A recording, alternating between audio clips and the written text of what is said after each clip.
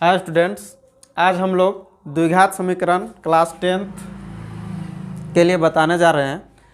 तो द्विघात समीकरण को किस फॉर्म में लिख सकते हैं? तो द्विघात समीकरण ax² plus bx plus c बराबर 0 के रूप में लिख सकते हैं।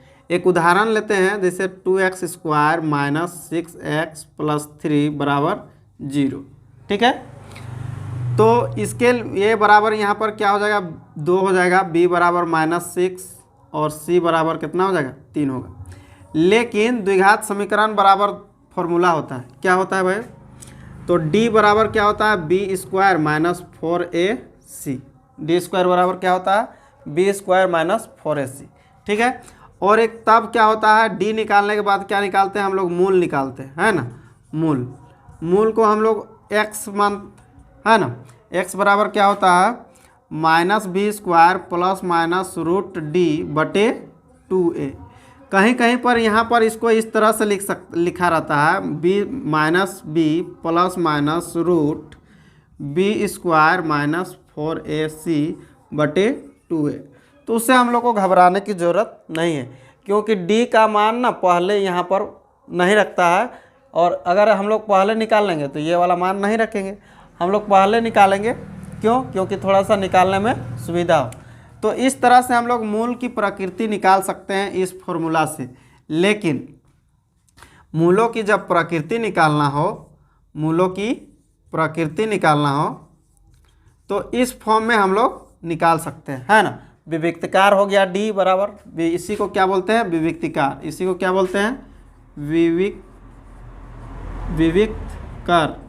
और इसी को क्या बोलते हैं, इंग्लिश में इसका नाम हो जाता है, क्या नाम होता है भाई, अच्छा देख के लिख रहे हैं इसको, हमको तो इंग्लिश में नहीं पता था, लेकिन डिस्क्रिमिनेंट। ठीक है, इसको इस नाम से जानते हैं। तो जब हम लोग इतना फार्मूला है जान लेते हैं, तो उसमें कंडीशन आता है कि मूल तब निकलेगा जब d का मान 0 से छोटा होना चाहिए, है ना।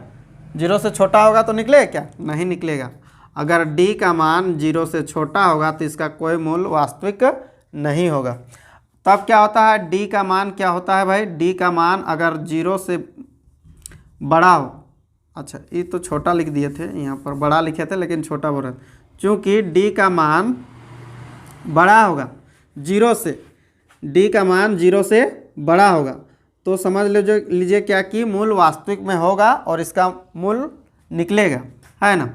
लेकिन यही वाला d छोटा हो जाएगा 0 से, d 0 से छोटा हो जाएगा, तब इसका मूल नहीं निकलेगा। तो ये क्या कंडीशन है, ये फॉर्मूला है, इसको आप देख के उतार लीजिए, और नहीं तो वीडियो को रोक के आप उतार सकते हैं। तो इसके लिए हम लिख रहे हैं, है ना, क्या इसका कंडीशन होता है, इसको मिटा देते हैं। तो पहले क्या कंडीशन होते हैं द्विघात समीकरण के लिए, है ना, द्विघात समीकरण के लिए। तो पहला कंडीशन यह है कि यदि d बड़ा होगा 0 से, यदि d बड़ा होगा 0 से, तो दो भिन्न वास्तविक मूल होते हैं। ठीक है, या मूल अस्तित्व में होते हैं। दूसरा कंडीशन यह है, यदि d बराबर 0 हो तो दो बराबर वास्तविक मूल होते हैं। और तीसरा कंडीशन यह है कि यदि d बड़ा हो जाएगा d छोटा हो जाएगा 0 से, तो जब d छोटा हो जाएगा किससे, 0 से, तो इसका मूल हो तो मूल वास्तविक नहीं होते हैं। कहने का मीन इसका मूल अस्तित्व में नहीं होगा। तो यही कंडीशन है ना। तो डी के जगह में अभी हम लोग फॉर्मूला क्या लिखे थे भाई, डी के जगह में फॉर्मूला लिखे थे बी स्क्वायर माइनस 4ac। तो इसी को ना हम लोग यहाँ पर बहुत सारे किताब में पहले इसको खाली दे देता है, तो उससे कोई दिक्कत नहीं है।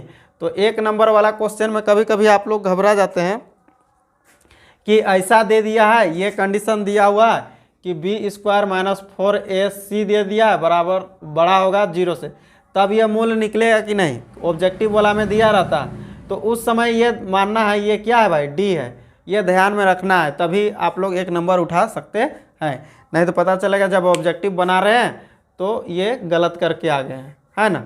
तो हम लोग इसको यहीं तक इसको जान लेते हैं और इसका हम लोग अब 5 नंबर वाले क्वेश्चन में आते हैं। तो हम लोग एक दिया हुआ है, इसको मिटा देते हैं अगर समझ में आ गया है तो। जब ये समझ में आ गया है तो वीडियो को एक बार लाइक करें, कमेंट करें कि हमको किस प्रकार से समझ में आ रहा है, और सब्सक्राइब करें। अगर वीडियो में नए हैं तो मेरे चैनल को भी सब्सक्राइब करें और लाइक बटन जरूर दबाएं। तो इसको मिटाते हैं, क्वेश्चन लेते हैं, किताब से ही लेते हैं क्वेश्चन, है ना। तो 10 क्लास का प्रश्नावली 4.4 में एक क्वेश्चन है जो मॉडल सेट में भी दिया हुआ है, 2x square minus 6x plus 3 बराबर 0, है ना। ये क्वेश्चन मैंने शायद शुरू में ही लिख दिया था, 0 दिया हुआ। तो यहाँ पर देखना है कि a का वैल्यू कितना दे रहे हैं भाई, देख लीजिए। a का वैल्यू 2 है, b का वैल्यू कितना है -6 है, और c का वैल्यू कितना दिया हुआ है 3 दिया हुआ। ठीक है, अगर आप यहाँ तक समझ रहे हैं तो ये सिर्फ क्या कर दिए हैं, जो a का वैल्यू है क्या रख दिए हैं 2, b का वैल्यू कितना दिया हुआ है प्लस, यहाँ पे है देख लीजिए समीकरण में यहाँ पे प्लस है, ऐसा नहीं कि यहाँ पर माइनस हम लोग अंदाजी दे दिए, है ना, इसलिए यहाँ पे माइनस दे दिए, और c का मान 3 दे दिए। ठीक है, अब देखते हैं जब इतना हो जाता है तो हम लोग पहले क्या निकालते हैं, सॉल्व कर रहे हैं। सॉल्व क्या दिया हुआ, चूँकि d बराबर हम लोग पहले निकाल लेते हैं, तो बी स्क्वायर माइनस 4ac। तो b का वैल्यू कितना दिया हुआ है -6 का स्क्वायर -4 इंटू a का मान कितना दिया हुआ है 2, और c का मान दिया हुआ है 3। तो 6 छक्का 36, माइनस माइनस क्या हो जाएगा, प्लस हो जाएगा यहाँ पर, है ना, क्योंकि 2 बार स्क्वायर हो रहा है और गुना हो रहा है। 4 दूनी 8, 8 तिया 24। इसको घटा देते हैं, 6 में 4 गया तो कितना बचा 2, और 3 में 2 गया तो 1। यहाँ तक कोई दिक्कत, सही घटाएं, 6 छक 36, 4 दूनी 8, 8 तिया 24। ठीक है, इतना d का मान हो गया। अब क्या करते हैं ना, अब हम लोग मूल निकालते हैं। अब हम लोग क्या निकालते हैं भाई, मूल। तो मूल निकालने के लिए हम लोग अभी फार्मूला बताए थे क्या, x बराबर, अब क्या करेंगे, ये विविक्तिकार हो गया, ये d ही विविक्तिकार है। ठीक है, या चाहे तो आंसर आप दे सकते हैं। अब क्या, तो जब इतना हो गया तो इसमें लिख देना है, चूँकि d बड़ा है 0 से, d बड़ा है 0 से, इसीलिए मूल वास्तविक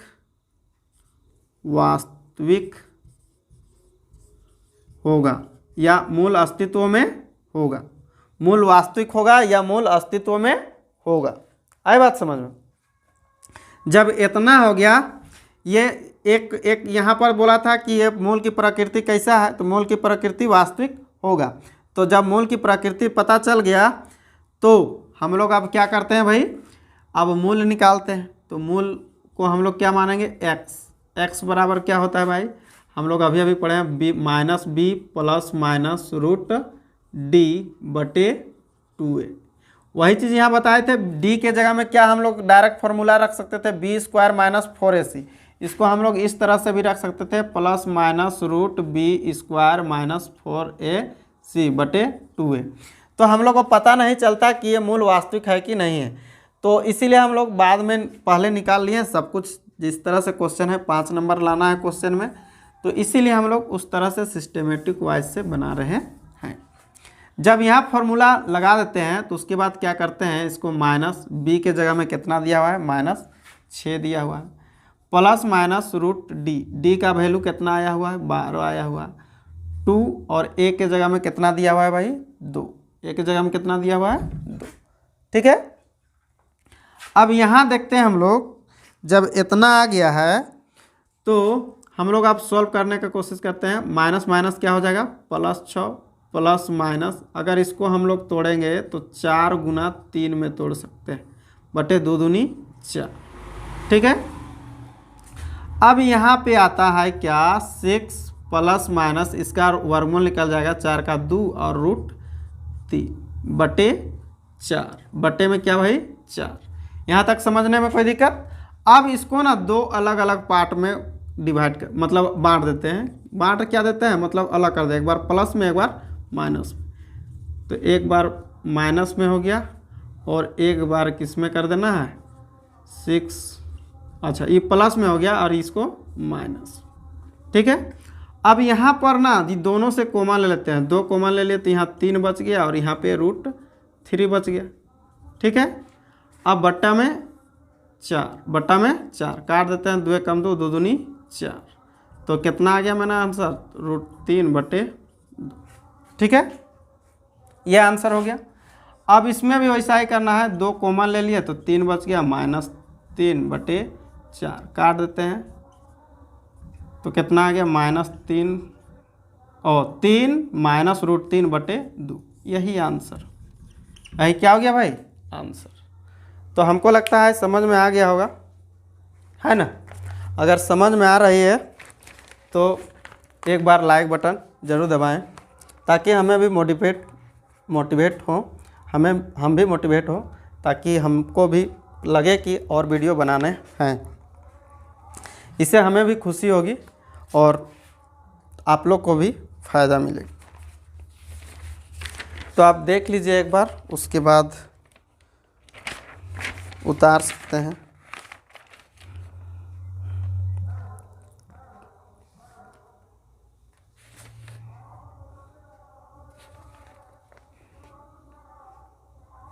ठीक है, तो एक क्वेश्चन आप लोग बना सकते हैं। एक क्वेश्चन मैं दूंगा, इसको मिटा देते हैं।